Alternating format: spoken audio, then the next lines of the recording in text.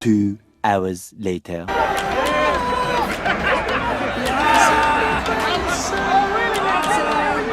Relax. Les Burecs, j'espère que vous allez tous très bien. On se retrouve aujourd'hui pour le début de la Coupe du Monde 2022 sur notre chaîne YouTube, le dispositif José, la deuxième Coupe du Monde de l'histoire de la chaîne YouTube. Voilà, on espère que les Bleus vont conserver leur titre. Alors, la vidéo de ce match d'ouverture Qatar-Équateur sort un peu tard, c'est le temps de pouvoir mettre le dispositif en place. C'est toujours comme ça le premier match et ça va s'enchaîner. C'est le seul match que je débrieferai du Qatar, c'est une sorte de boycott à cet événement. Je ne pouvais pas le boycotter à 100%, je vais supporter les Bleus. Ça sera donc l'équipe du Qatar que je boycotterai pour les raisons qu'on le sait, à moins qu'il y ait un Qatar-France et à moins qu'il y ait la finale. Bon, ce qui n'est pas d'actualité au vu du résultat de ce match.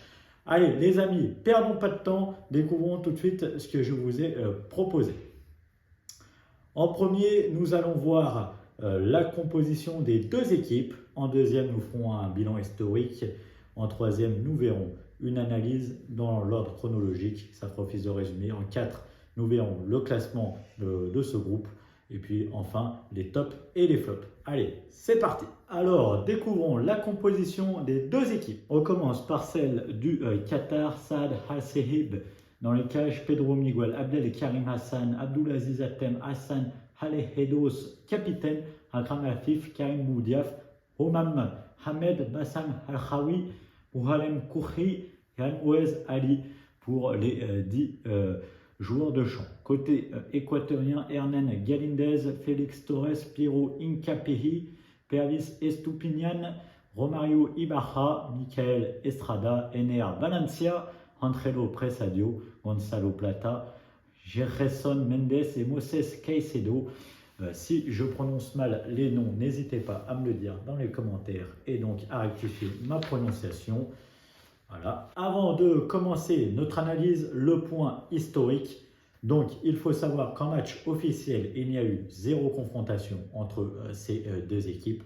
Un seul match amical, il était en 2018, si je m'en rappelle, et ça avait fini en 4-3 pour le Qatar. Mon match officiel, c'est 0 confrontation avant cette rencontre. Donc, les amis, analysons cette rencontre de manière chronologique. Ça fera office de résumé.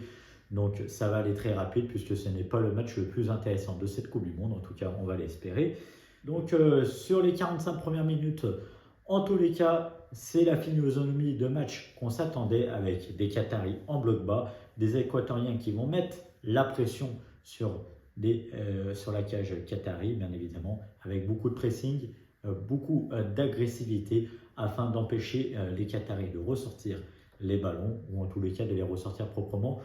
Donc cette volonté de vouloir jouer vers l'offensive va s'avérer payante côté équatorien puisqu'on va voir des Qataris complètement rater leur première mi-temps, leur match complet, mais là pour le coup leur première mi-temps, avoir des difficultés à la récupération, ne pas savoir quoi faire du ballon ensuite, ne pas savoir relancer les ballons, ne pas savoir se projeter.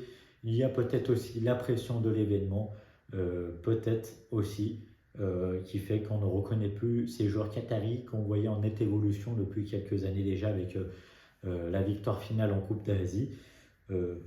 C'est ahurissant de voir cette équipe qatari. C'est pas la meilleure sur le papier. On savait que les Équatoriens étaient favoris, mais on savait qu'il y avait quand même de la qualité et on a été étonné de manière négative sur cette rencontre. Surtout aussi en plus sur le banc, hein, parce qu'on va avoir l'entraîneur Félix Sanchez Bass ne pas réagir, rester stoïque et pas faire non plus des miracles, ne pas donner l'envie à ces joueurs de se révolter. Et donc avec tout ça, l'Équateur va logiquement ouvrir la marque, but refusé pour position de hors-jeu. Ça peut faire débat, mais on va expliquer la règle, on va expliquer pourquoi il y a hors-jeu. Vous le savez, avec la VAR, je suis pour qu'on installe une marge d'erreur, qu'on mette le révélateur. Si on voit qu'il y a hors-jeu, on siffle. Si on voit qu'il n'y a pas hors-jeu, on ne siffle pas. Plus qu'à une demi-seconde près, tout peut changer. Le micromètre près, pour moi, est une bêtise complète. Donc, on le voit sur ce premier graphique qu'il y a un pied hors-jeu. Donc, pour moi, ça le suffit. Si on regarde sur un deuxième angle, on le voit aussi. Et puis, il nous permet d'expliquer la règle. En cas de sortie du gardien, le gardien prend la place du joueur de champ, le joueur de champ prend la place du gardien. Donc, il y a bel et bien position de hors-jeu. Donc, après ce but refusé pour hors-jeu, les Équatoriens vont quand même ouvrir le score et cette fois, le but est valide. Plus de comédie comme quoi le Qatar aurait acheté le match, etc. Plus aussi de débat sur ce penalty. Il y est, voilà. Ener Valencia va le transformer. Le meilleur buteur de l'histoire de l'Équateur devient aussi meilleur buteur de l'histoire de l'Équateur en Coupe du Monde avec ce penalty. Et puis il va dans la foulée, quelques minutes après, doubler la mise. Score logique à la mi-temps. Une remarque sur ce match, il faut le dire, c'est que côté équatorien, on va plus pencher côté gauche que côté droit. Estupiñán va plus se projeter que Preciado. On le voit souvent dans les gros matchs, un latéral se projette un peu plus que l'autre, de façon à faire qu'il y en a toujours un en couverture sur une potentielle contre-attaque. Alors, sur la deuxième période, on va un peu plus s'embêter, elle va être longue, on va regarder le chrono tourner, puisque on va avoir des Équatoriens qui vont ne faire que de gérer leur avantage. On va avoir des Équatoriens qui vont redescendre un peu leur bloc, des Qataris un peu plus haut, mais toujours inoffensifs. Et la pépite qatarienne Achraf Afif, souvent comparé à Mohamed Salah pour sa coupe de cheveux, mais aussi pour un peu sa technique, et va être transparent. C'est lui le maître à jouer de cette équipe, et il ne va pas savoir pousser son équipe pour se galvaniser. Heureusement, on va avoir l'entrée de Jérémy Sarmiento, côté équatorien, qui va mettre un peu plus de rythme, de vitesse. Il va avoir une qualité de percussion qui va nous donner un peu plus d'animation dans ce match. L'Équateur va continuer à se créer des occasions. Le score a pu être plus lourd, mais vraiment, on s'en met. Alors, est-ce que c'est le fait de ne pas avoir pu se préparer? On sait que les championnats se sont arrêtés il y a à peine une semaine. Il n'y a pas eu de match de préparation. Les Coupes d'Europe, etc. se sont enchaînées. C'est peut-être ça aussi. Il n'y a pas eu de repos non plus. Et donc, le physique se fait ressentir. C'est la question. Soit on va avoir des matchs comme ça où en seconde période, on va s'ennuyer. Soit alors on va avoir des trous de partout et puis beaucoup d'espace qu'il va falloir exploiter. Et voilà. Donc, c'est peut-être aussi ça qui fait qu'on s'est un peu plus embêté en seconde période. Donc, on va s'attarder maintenant sur le tableau de bord de cette rencontre. C'est assez important, c'est en tout cas le plus important dans ce match.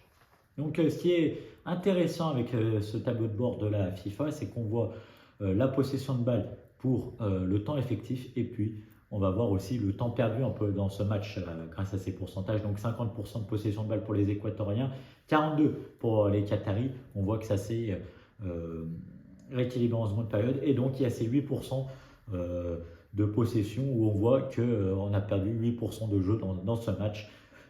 C'est intéressant. Donc si on regarde les stats offensifs, 6 tirs côté équatorien, 5 côté Qatari, mais c'est vraiment des tirs de loin. Il n'y en a qu'un seul en fin de match qui aurait pu un peu plus inquiéter l'Équateur. 3 tirs cadrés côté équatorien, 2 buts. C'est assez intéressant de le souligner puisque ça montre l'efficacité. 0 tir cadré côté Qatari. Voilà. Donc d'ailleurs sur les 5 tirs Qatari, on a 3 de l'extérieur de la surface, c'est à noter. Seulement 2 côté équatorien. Donc sur tout ce qui est de la discipline, 4 cartons jaunes à 2, 4 pour les Qataris. 15 fautes chacun. On voit donc qu'il y a beaucoup d'agressivité dans ce match et puis les Qataris à côté de leur plaque, on le voit par des fautes et des cartons concédés. 3 hors-jeu côté Qatari, 4 côté équatorien. Il y a des stats de distribution assez intéressantes, on va les passer, je vous laisse mettre pause si ça vous intéresse. Et puis on va regarder les stats de coups de pied arrêtés, 3 corners côté équatorien, 1 côté Qatari. C'est assez intéressant. D'ailleurs, les Équatoriens qui ont été très très dangereux sur coup de pied arrêté. Regardons l'homme du match de cette rencontre qui a été élu, c'est bien évidemment notre ami Ener Valencia, 2 buts aujourd'hui. Félicitations à l'homme du match. Tout de suite, le classement du groupe mis à jour après la première journée, les 2 matchs de ce groupe. Alors, les Pays-Bas est en tête, 3 points. Derrière l'Équateur, 3 points également. C'est à la différence de but que ça joue. Le Sénégal, 3e, 0 points, tout comme le Qatar. Là aussi, la différence de but est prise en compte. Les amis, les tops et les flops, c'est parti. Donc, Le premier top, c'est bien évidemment le double buteur Ener Valencia. Le meilleur buteur de l'histoire de la sélection équatorienne a été étincelant. Non seulement il a inscrit un doublé, devenant le meilleur buteur de l'histoire de sa sélection en Coupe du Monde, mais il a aussi pesé sur le jeu de son équipe en effectuant un énorme pressing et en fatiguant la défense qatari. Le deuxième top, Jérémy Sarmiento. La deuxième période de ce match d'ouverture a été très ennuyeuse. Heureusement, Jérémy Sarmiento, l'ailier équatorien, a animé le match en mettant de la vitesse et en essayant de révolter ses coéquipiers. Le premier flop, Akram Afif, l'attaquant qatari souvent comparé à Mohamed Salah pour sa chevelure et ses qualités techniques, a été transparent tout le match et a fortement déçu. L'enjeu du match l'a sûrement perturbé comme il l'a fait sur ses coéquipiers. Le dernier flop, Félix Sanchez Bass, le sélectionneur qatari, a été lui aussi perturbé par l'enjeu et la pression du match. Tout d'abord, sans réaction et stoïque sur son banc, il n'a pas su galvaniser ses joueurs. Les décisions qu'il a prises sont elles aussi discutables. Voilà les amis, j'espère que la vidéo vous aura plu. On se retrouve tout à l'heure pour le débrief du match de l'équipe de France pour l'entrée en liste des champions du monde. Ils remettent leur titre en jeu. On espère qu'ils vont briser la malédiction des champions du monde. Pourquoi pas qu'Olivier Giroud devienne le meilleur buteur de l'histoire des Bleus. Allez, Kichet Pali, à la prochaine, salut.